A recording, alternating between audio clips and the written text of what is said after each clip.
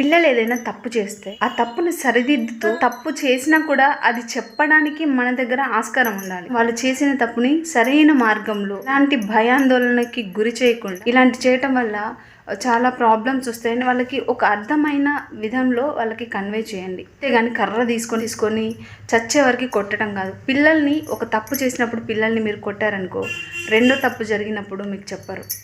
వాళ్ళకి చెప్పుకోవడానికి అవకాశాన్ని కలిగించండి. పిల్లల్ని అబ్జర్వేషన్ చేయడం కూడా తల్లిదండ్రుల యొక్క బాధ్యత. పనులు చూసుకోండి. ఇంకోటి, ఇంత బాగా కొంతమంది తల్లిదండ్రులు చేసేది ఏంటంటే, నా పిల్లోడు అసలు తప్పు చేయొద్దు, తప్పు చేశాడా నా చేతిలో అయిపోయాడు. ఎవరండి తప్పు చేయకుండా ఉండేది? సో మీ పిల్లలు ఏం చేస్తున్నారు మీరు పట్టించుకోండి, వాళ్ళతో టైం స్పెండ్ చేయండి, మంచి చెడు చెప్పండి.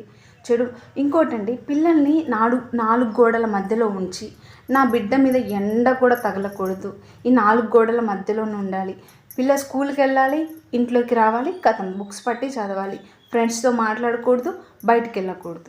ఇలా పెంచారనుకోండి మీరు, జీవితంలో రేపు మ్యారేజ్ అయిన తర్వాత వాళ్ళకి కష్టం వచ్చినప్పుడు ఆ కష్టం నుంచి ఎలా బయటపడాలో వాళ్ళకి తెలియదు.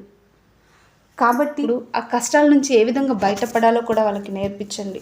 నాణానికి 2 పక్కలుగా ఉన్నట్లుగా వాళ్ళకి కష్టాన్ని సుఖాన్ని తెలిసేలా చేయండి. కష్టపడే మనస్తత్వాన్ని వాళ్ళలో డెవలప్ చేయండి.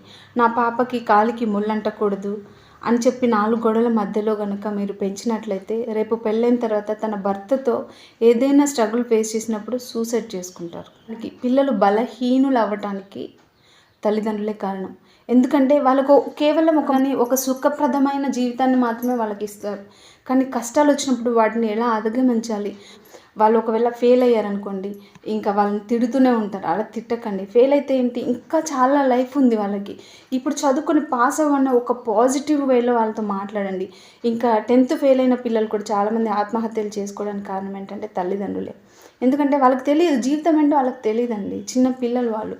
చెప్పండి వాళ్ళకి జీవితం చాలా ఉంది, ఫెయిల్ అయితే ఏంటి, మళ్ళీ రాయండి. వాళ్ళకి ప్రోత్సాహకరమైన మాటలు చెప్పాలి. కానీ నువ్వు ఫెయిల్ అయ్యావు, నీ జీవితం ఇంతే, నువ్వు ఇంకా పైకి రాలేవు, ఫెయిల్ అయ్యావంటే చంపేస్తాను, ఇలాంటి మాటలు వాడటం వల్ల వాళ్ళు ఒక రకమైన భయానికి గురవుతారు. సో తల్లిదండ్రులారా, దయచేసి మీకు నమస్కరించి చెప్తున్నాను, ఎప్పుడు కూడా పిల్లలకి భయాన్ని కల్పించకండి. కష్టాన్ని సుఖాన్ని రెండింటినీ పరిచయం చేయండి. కష్టతరహాగా వాళ్ళు ఎప్పుడైనా డల్గా ఉన్నప్పుడు వాళ్ళ ప్రాబ్లమ్ని తెలుసుకోండి, ఏమైంది అని చెప్పి. వాళ్ళు చెప్పినప్పుడు, ఆ ప్రాబ్లం చెప్పినప్పుడు దాన్ని ఏ విధంగా సాల్వ్ చేయాలి. ఇంకొకటి, అధికంగా ఫ్రెండ్షిప్ చేస్తుంటారు పిల్లలు.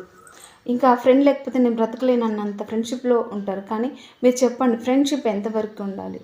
ఎవరు శాశ్వతం కాదు.